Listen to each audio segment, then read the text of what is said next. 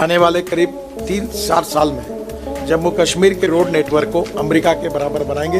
इतना अच्छा road network कराएंगे, इस मिशन को लेकर हम काम कर रहे हैं। मैं गवर्नर साहब के पीछे पड़ा था कि हमारे यहाँ न्यूजीलैंड में और ऑस्ट्रेलिया में बहुत अच्छे सेब होते हैं। हमारे सेब भी अच्छे हैं, पर मार्केट में वहाँ बाहर के भी इम्पोर्ट होते हैं। स्पेन से ग्रेप की जो प्रजाति लाई, कलम लाई, और उसको हमारे यहाँ से जोड़कर डेवलप किया, तो अब वो ग्रेप अच्छे एक्सपोर्ट होने लगे।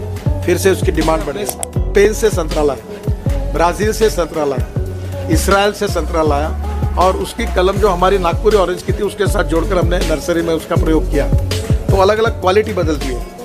तो मैंने उनको ये कहा कि यहाँ ऐसी इंटरनेशनल स्टैंडर्ड की नर्सरी बननी चाहिए। ये हमारे कश्मीर का, उत्तराखंड का, हिमाचल का एप्पल ऑस्ट्रेलिया और न्यूजीलैंड जहाँ सबसे अच्छा एप्पल होता है उसके बराबरी का होगा।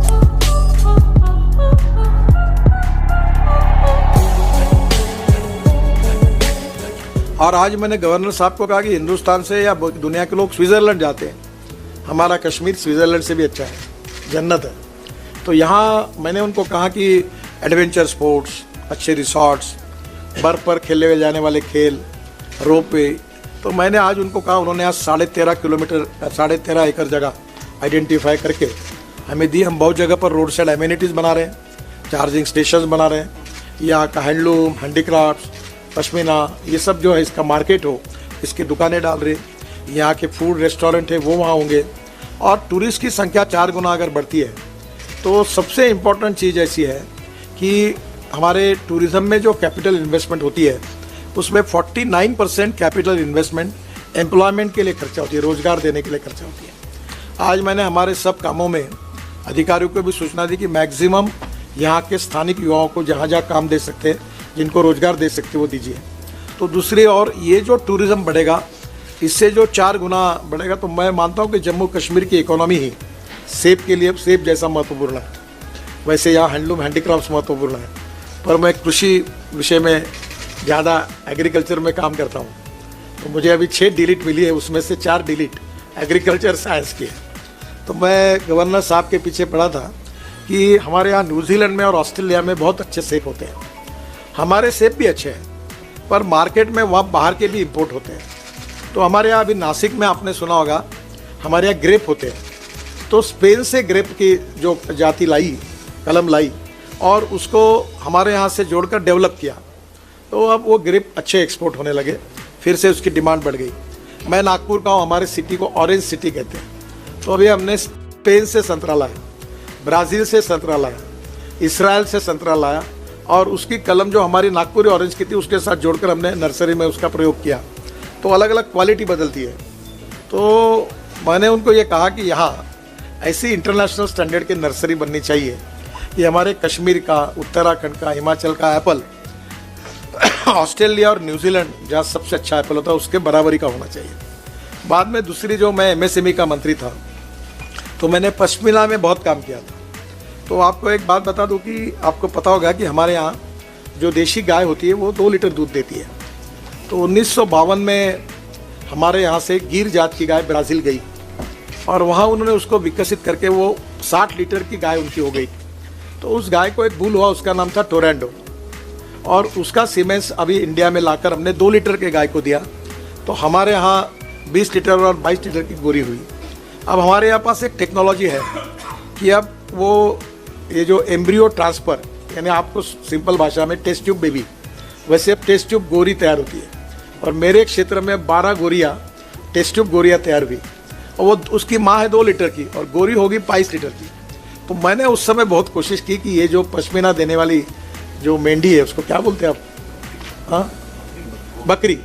तो मैंने उनको कहा कि न्यूजीलैंड की जो ब्रीड है उसको इसके साथ ये करके, जैसे ये गाय में क्रांति हुई और धीरे धीरे पूरे देश में 20 लीटर वाली गाय होगी। तो मैंने गोबर से पेंट बनाया, हमने बहुत चल रहा है अच्छा।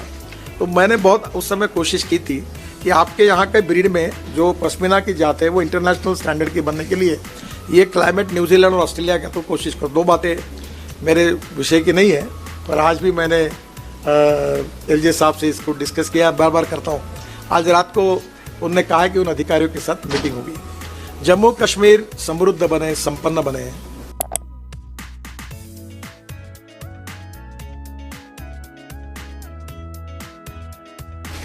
आने वाले करीब 3-4 साल में जम्मू कश्मीर के रोड नेटवर्क को अमेरिका के बराबर बनाएंगे। इतना अच्छा रोड नेटवर्क कराएंगे, इस मिशन को लेकर हम काम कर रहे हैं। जम्मू कश्मीर के सरकार का हमको बहुत सहयोग मिला, यहाँ के जनता का भी सहयोग मिला। फॉरेस्ट, एनवायरनमेंट, बाकी जियोलॉजिकल प्रॉब्लम आती है, पर एक अच्छी तरह से हुआ। और आज हमारे मेंबर ऑफ पार्लियामेंट की कमेटी आकर उन्होंने भी दोनों टनल का निरीक्षण किया। देखिए, पहली बात तो ऐसी है कि आजकल लोग, किसान मेरे पास जो आते हैं मिलने के लिए, वो इस बात के लिए नहीं आते कि हमारी जगह मत लो। 90% लोग इसलिए आते हैं कि हमारी जगह लो। मैं जब गोपीनाथ मुंडे जी के निधन के बाद मेरे पास ग्रामीण विकास मंत्रालय का जब चार्ज था, तभी मैंने प्रधानमंत्री जी के मार्गदर्शन में ये नया लैंड एक्विजिशन एक्ट तैयार किया। और मैं खुद फार्मर हूँ, किसान का बेटा हूँ, तो वैसे भी मैं बहुत फार्मर सेंट्रिक हूँ। तो हमने इतना लिबरल अप्रोच में निर्णय किया है कि लोगों को इतने अच्छे पैसे मिल रहे हैं। मैं आपको एक प्रार्थना करूँगा कि बाजार भाव क्या है और हम क्या भाव से दे रहे हैं, आप ही एक बार अध्ययन कर लो। एक बात अलग है कि कितना भी देने के बाद समाधान नहीं होता, उनको लगता और ज़्यादा मिलना चाहिए। पर जो ये सब तय करने का काम जम्मू कश्मीर प्रशासन का होता है, यहाँ के कलेक्टर के इसमें इसका कीमत निकाली जाती है और बाद में वो जो कीमत निकालते हैं उसके हम पैसे देते हैं। बाद में उनको नहीं पड़ता तो वो बाद में अपील करते हैं, ट्रिब्यूनल में जाते हैं और आखिरी में हाईकोर्ट में जाते हैं, सुप्रीम कोर्ट तक जाते हैं। आजकल हाईकोर्ट सुप्रीम कोर्ट केसेस जा नहीं रही है क्योंकि लोगों को समाधान, और इसीलिए हम लोग हर साल 1 लाख करोड़ रुपए केवल लैंड एक्विजिशन के लिए दे रहे हैं। और लगभग किसानों में कोई बाहर अभी ऊपर जाते नहीं है। 90% केसेस में हम लोग समाधान करते हैं। यहाँ भी कोई दिक्कत होगी तो मैं एक बार वेरीफाई कर लूँगा, पर जहाँ तक हमारे तरफ से हमने ज़्यादा देने की ही कोशिश की है।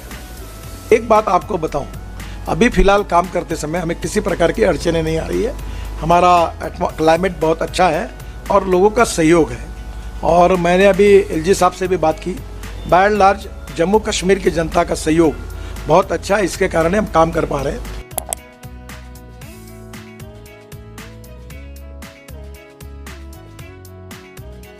कुमारी तक पहुंचने का सपना 2024 शुरू होने के पहले पूरा होगा, ये भी एक खुशी है।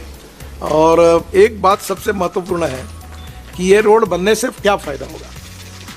तो मैं अभी देहरादून गया था, तो जब हमने ये रोड बनाया दिल्ली से देहरादून, अभी तो 2 घंटे में, और हरिद्वार 1.5 घंटे में, ये तो उसका निरीक्षण करने के लिए मैं गया था, वो अभी इस साल दिसंबर तक हो जाएगा।